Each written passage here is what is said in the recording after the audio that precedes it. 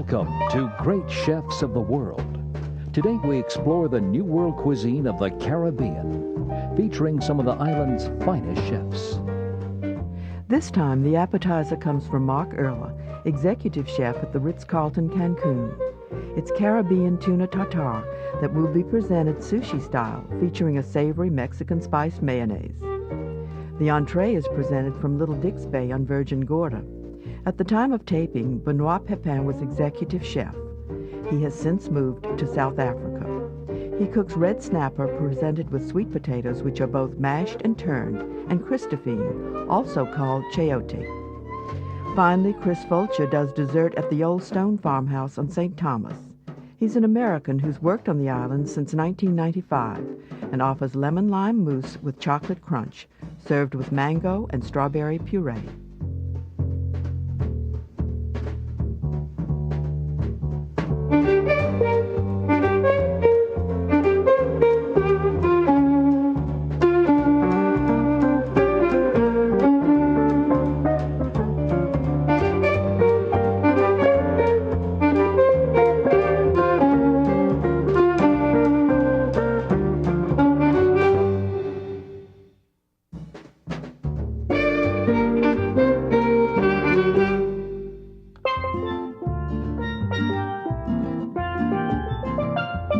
When Mark Erla assumed the job of executive chef at the opulent Ritz-Carlton Cancun, he asked his new kitchen staff to each prepare a favorite dish of their grandmother's, the idea of a man from Provence if ever there was one.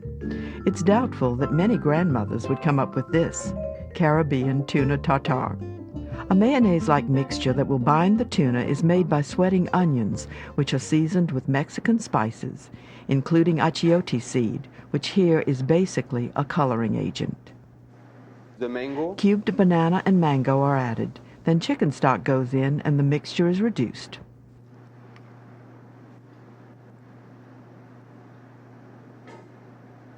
After it is reduced, the mixture is put in a blender, strained and cooled. Note the red color, the result of the achiote seed. Now a mayonnaise is made by using this base. Dry. Pour the paste in a bowl. So you can either pour the paste in a bowl or simply put it in a mixer, in a food processor. Then you take the egg yolk, just one egg yolk.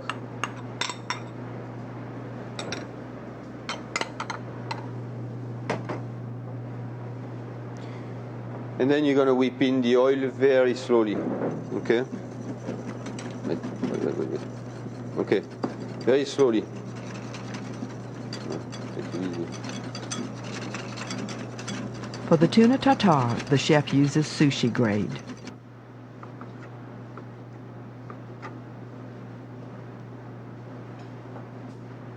The tartare will be wrapped in oven-dried mango slices. Now you season them with black peppercorn, fresh crushed black peppercorn. And why fresh black peppercorn? Because of the flavor. It's a much deeper flavor, and to me, reminds me of the Caribbean somehow. So now we're gonna place the mangoes in a sheet pan in the oven directly, 200 degrees, and it's gonna last for about an hour to 20 minutes. Okay, you have to watch them. Maybe rotate the pan to make sure that that actually they are not burnt or too brown. Why do we dry them? It's because the flavor, what we do is we remove the water from the mangoes, and what remains is only the flavor, so it concentrates actually the flavor. And why the oil on the bottom? Because if you don't actually bring some moisture to the bottom of the mango, they're going to dry, and then they're actually going to be very chewy, and you're not going to be able to actually eat them. As you can see, they are half the size. You just cut them in half in order to do the presentation, so you're going to cut them in half. And now we are going to actually put the whole dish together. Okay, we're going to season the tuna tartare with the paste, or really the mayonnaise. Okay. Everything was kept refrigerated. Okay. We're just going to put a little bit just to give the flavor. Huh? So you put a little bit at a time. You're gonna mix it.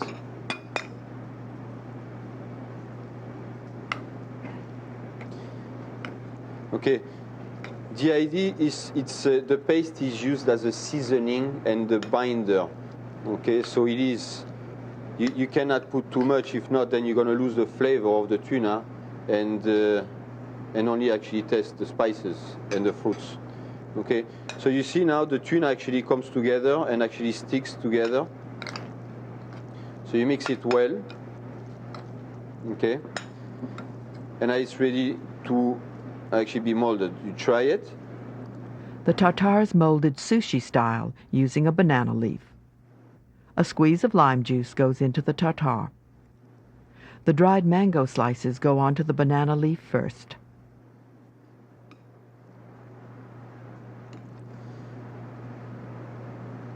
Use it the same way as if you were making a sushi. Now you have the mango, which would be the seaweed, the tuna. You can even eat as much as you can to make it easy to roll from the top to the bottom. Okay.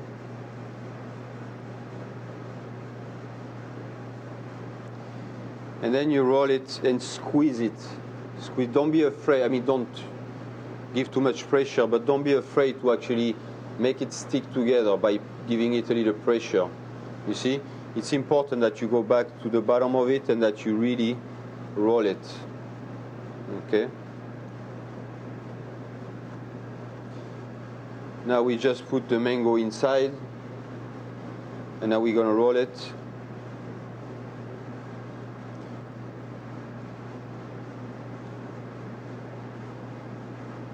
If you don't have a banana leaf at home, you can always use plastic wrap. This is important because we're gonna set it up standing up, so the presentation actually has some dimension to the plate. And if it is not pressed enough, then it's not going to stand. And the next step will be just to eat it. That's when the fun begins, really. Okay, so you take your tuna tartare out of your banana leaf, set it in the middle of the plate. Okay, make sure it's nice and steady. Remove the banana leaf. Okay. Here we're going to take you may use a fennel, celery, anything like this. Take a little mandolin, or you can take a big one and actually shave it.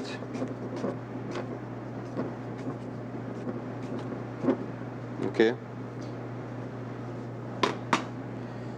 This you have little shavings of celery, and you can actually put them around the plate. You can use fennel, you can use any kind of vegetables. Okay, after this, we're gonna take the spoon and mold the spoon and set the spoon actually on a tartare. The spoon is made with masa dough, then baked. In order to stay. Sprinkle. You saved 1 ounce of that paste originally, as we said on the recipe, and you're just gonna add a little bit of chicken stock to make it liquid, okay? And then out of this, you're just gonna sprinkle a few leaves around just to season the celery, okay? And you can change different colors. You can put a little black, a little green, or anything like this, okay? You have to make sure your tartare is nice and even, and there it is.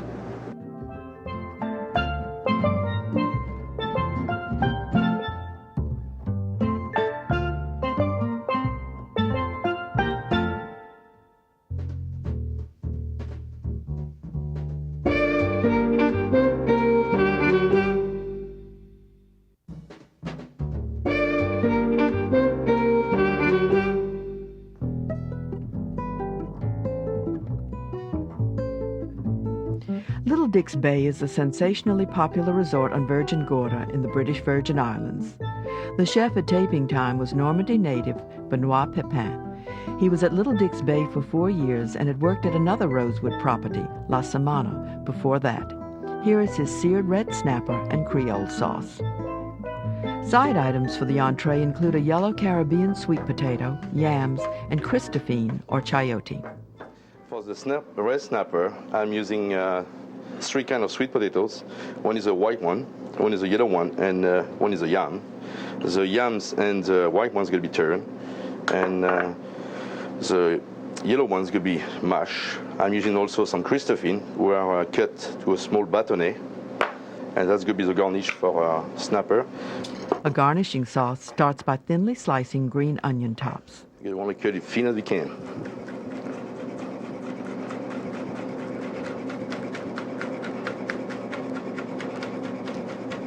Also peeled red pepper.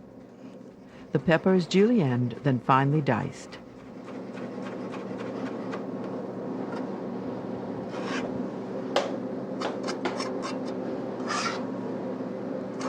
There we go. Gonna add lime juice.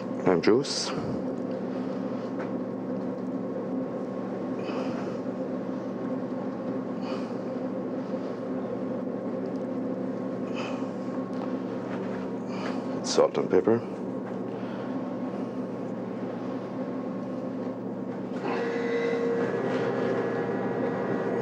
Tablespoon olive oil.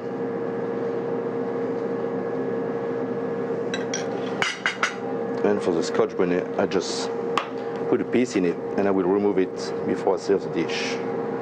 Take off the seed. Marinate for at least half an hour.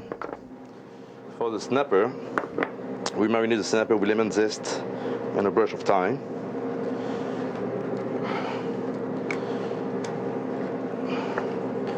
Put some salt.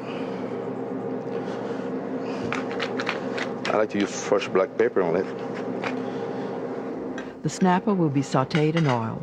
The Christophine is also sautéed in curry-infused oil.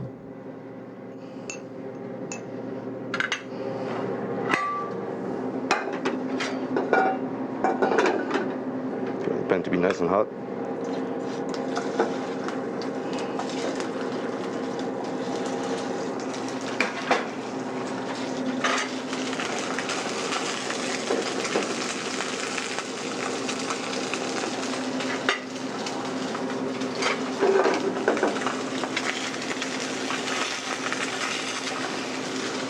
You want to have nice brown colors and the skin to be very crispy.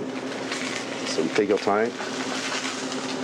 For presentation, the yellow Caribbean potatoes were mashed and the yams were turned, the French term for vegetables cut into an oblong shape.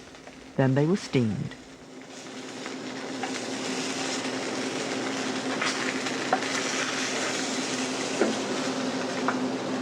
Drain the snapper before presentation. Some squeezed fresh lemon on it. And a little bit touch of gray salt. And we're ready to serve.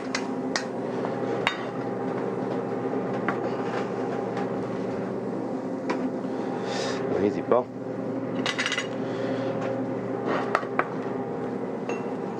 First, you're going to remove the scotch bonnet piment. You don't want to serve that, it's too spicy.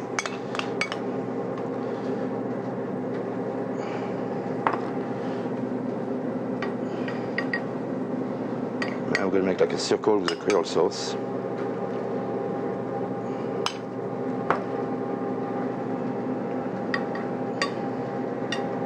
Voilà. Okay, we're going to use circle for the mashed potatoes.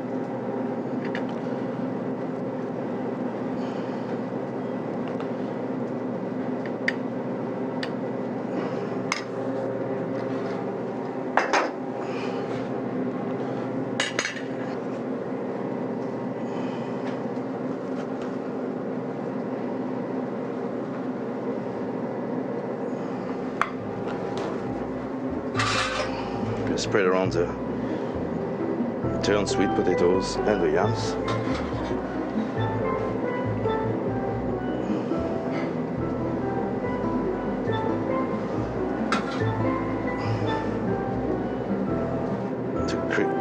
cherry Christophine.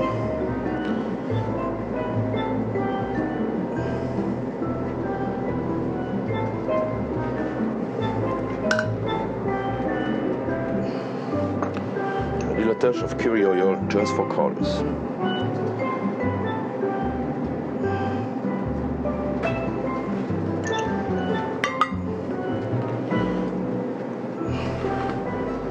Et voilà.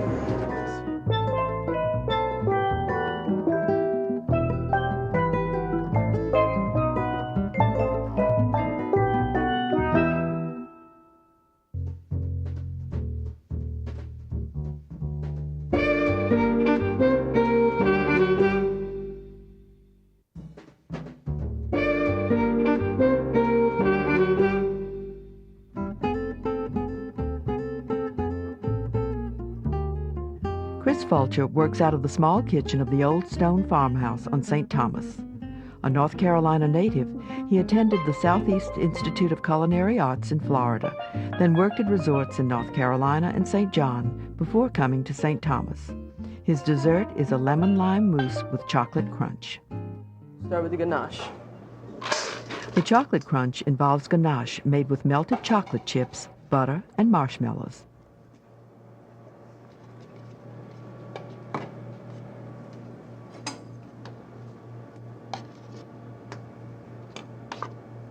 The ingredients are melted in a double boiler setup and thoroughly mixed before coming off heat. To the ganache, I'm going to add some toasted almonds. And everybody's favorite, frosted flakes. Of course, the addition of frosted flakes makes this every normal kid's perfect breakfast.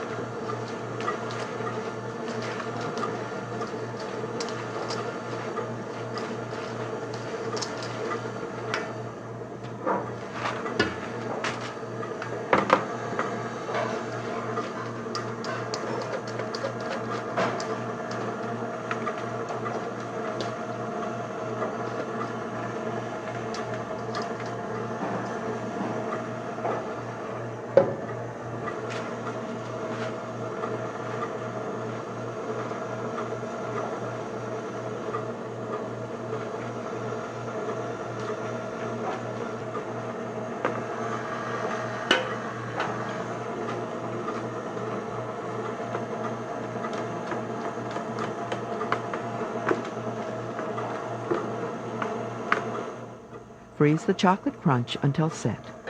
The lemon lime mousse includes, among other things, whipped cream. Sweetened condensed milk. There was a dollop of whipped cream in the bottom of the bowl. Lime juice. This is lime and lemon juice. Lime zest.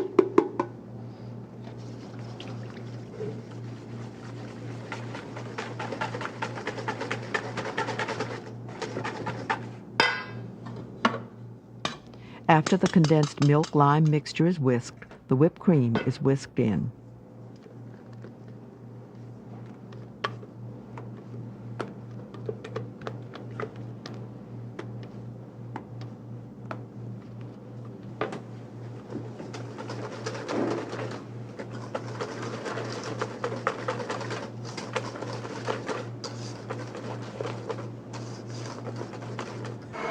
Sweetened egg whites are also added.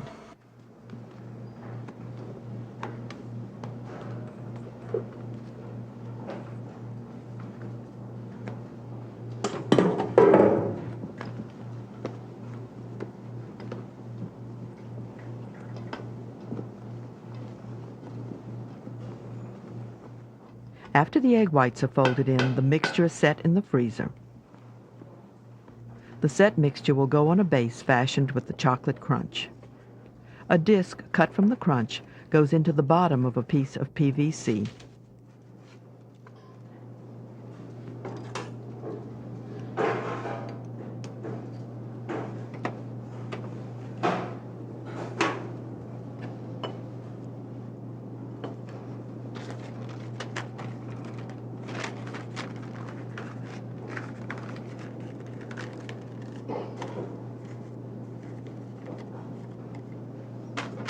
After lining with parchment paper, the lemon lime mousse is piped into the mold.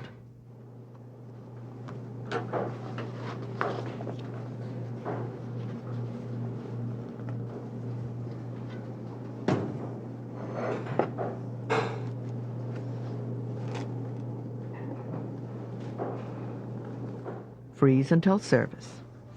Presentation includes strawberry puree.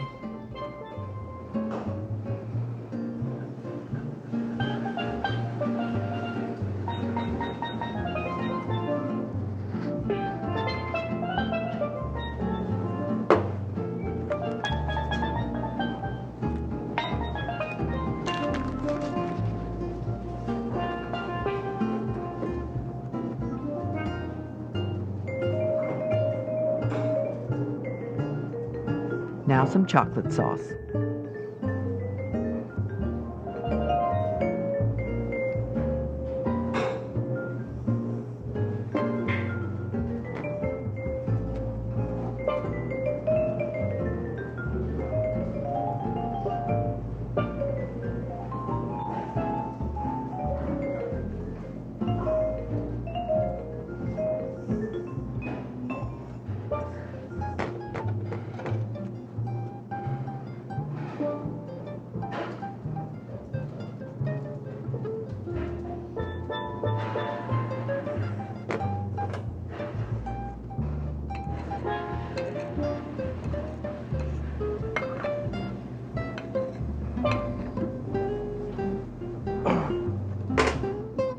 Fresh mango, a fanned strawberry, and whipped cream garnish.